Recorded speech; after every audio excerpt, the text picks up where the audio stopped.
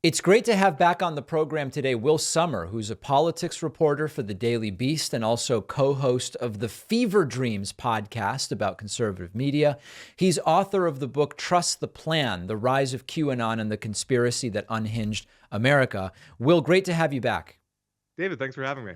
So, many of us have seen the polls that came out over the last couple of years, some which will make claims like, a fifth of Americans or of Republicans or whoever believe some aspect of QAnon beliefs. And then, you look more deeply and sometimes it's the slightly less crazy beliefs. And so it can be sort of hard to know, like, what does it really mean when we say this portion of the population believes this stuff? And are some of these beliefs unique to QAnon, or are they kind of coincidental? So let's just maybe start with, what is your understanding right now of when we talk about QAnon conspiracies? Which conspiracies are we talking about?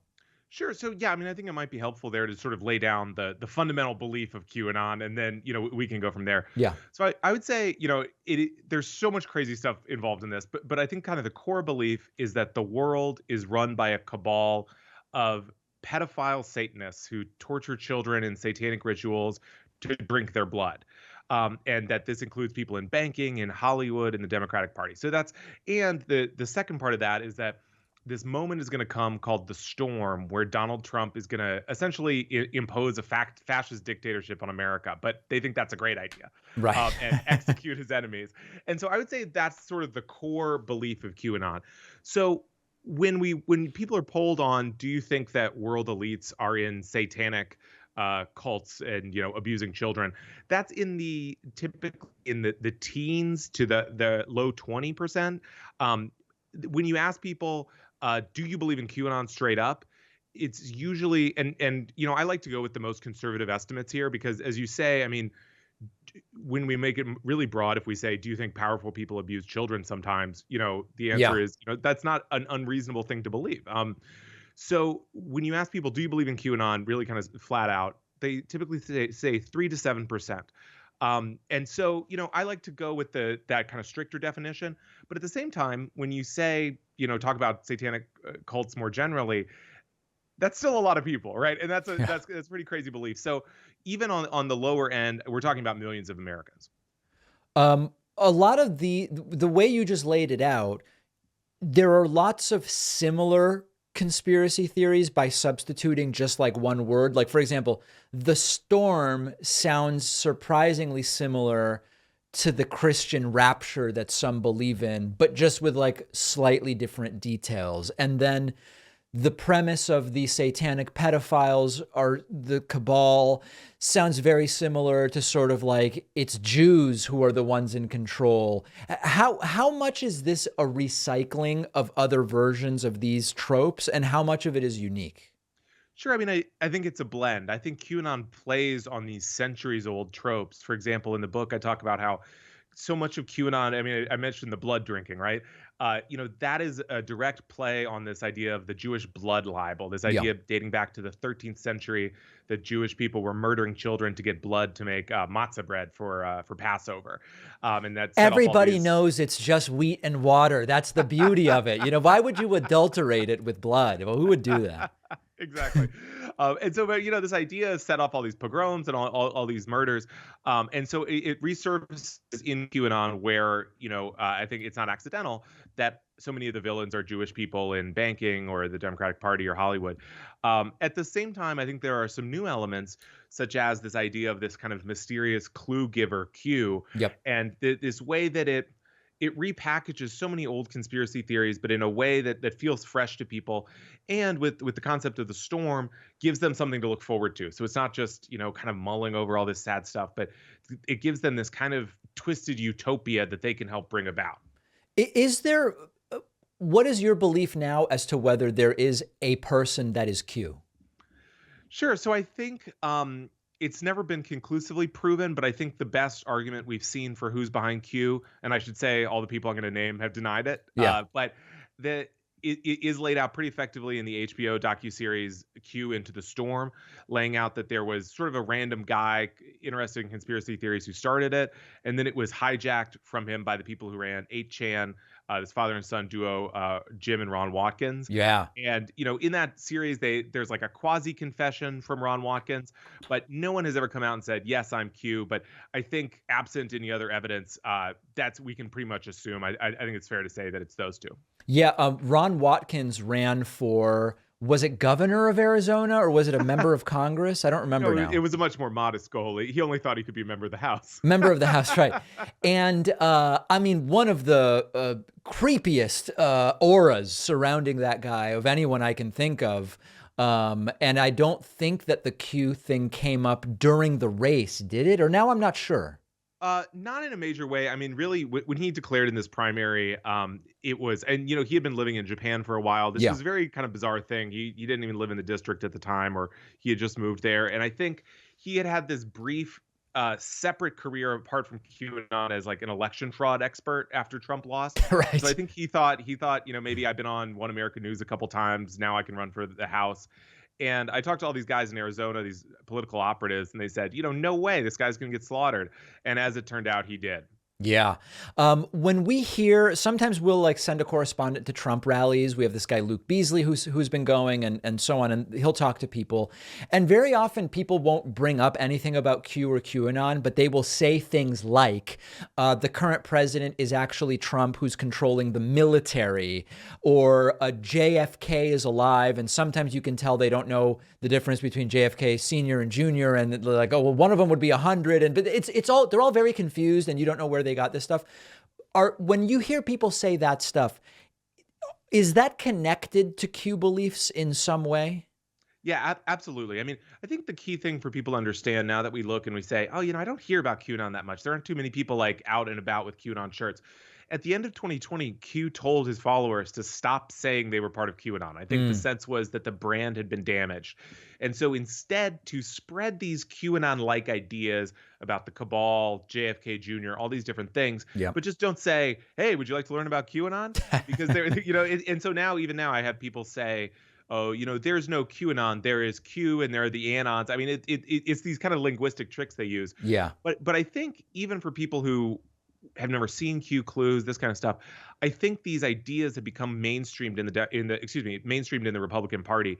And, a great way to see that is going to these Trump rallies and these events, because whether it's y'all, someone like Jordan Klepper on The Daily Show, you kind of just tap a little bit and they say, well, I don't like the corruption. And you say, yeah. What do you mean by the corruption? And they say, well, let me tell you about Pizzagate.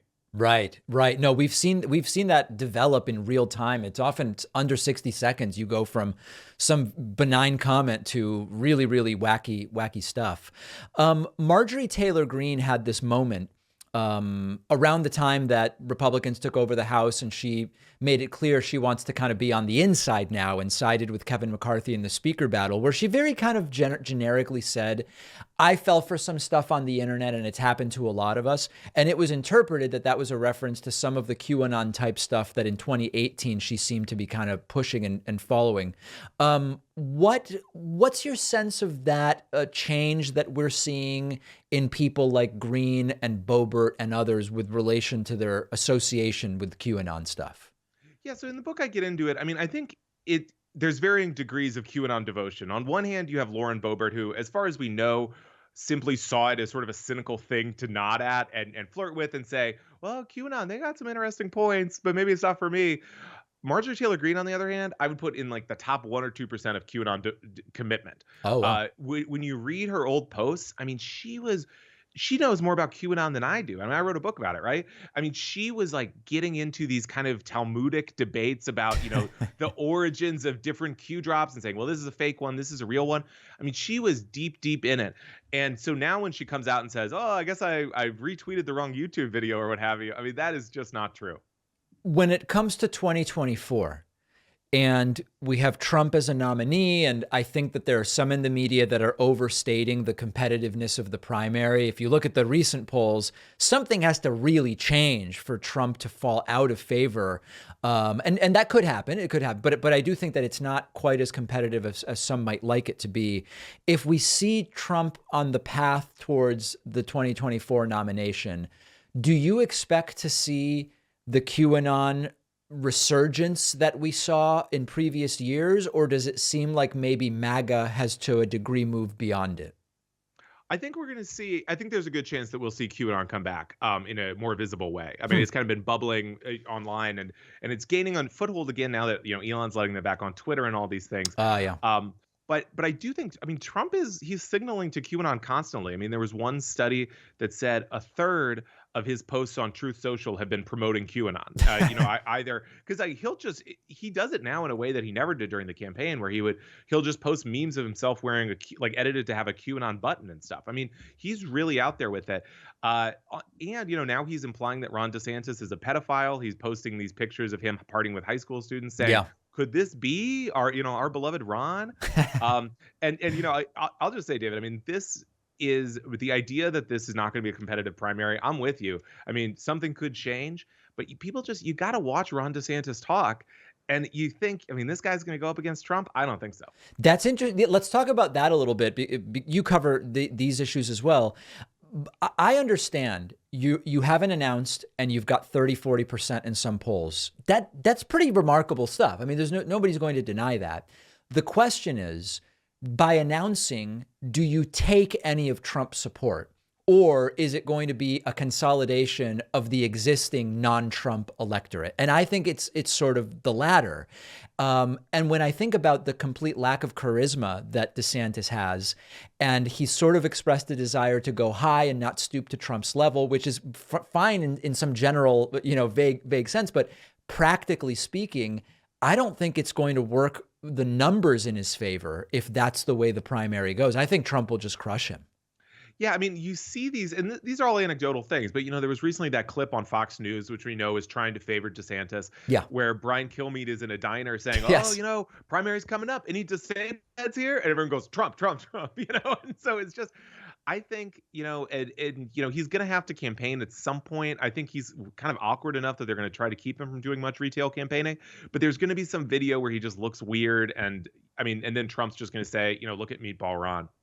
Yeah, and by the way, I couldn't care less about this, but it's wild that in the midst of all of the anti-drag stuff, DeSantis seems to regularly wear like high-heeled cowboy boots, which I know is a whole thing, and it doesn't bother me. It's just interesting how they fall into these weird things where it seems like, is that going to help you knowing what the kind of dialogue is right now with some of these issues among the people who support Trump to begin with? It all seems awkward.